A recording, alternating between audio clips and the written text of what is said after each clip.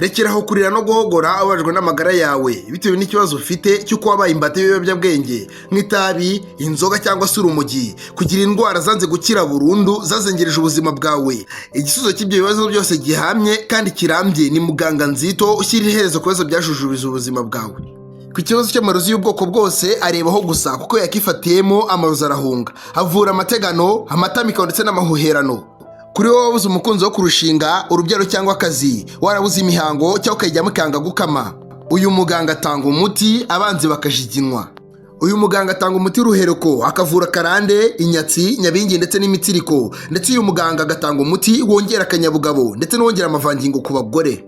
Akarusho k'uyu muganga avura izindi ndwara ziganjemo diyabete, umwijima, hepatite A na B, akanatanga umuti ku bafite ikibazo cy'umubyibuho ukabije ndetse akanatanga umuti ku bananutse bikabije bashaka kongera ingano y'umubiri wabo.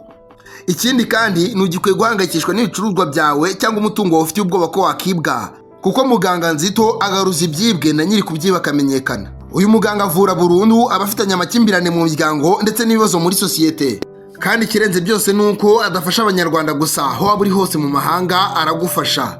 Akorera mu karere ka Nyamasheke ariko akorana na DHL imufasha gutaransifera imiti mu mahanga. Icyo usabwa nta kindi ni ukumuhamagara cyangwa ukamwandikira kuri nomero ziri muri screen yawe.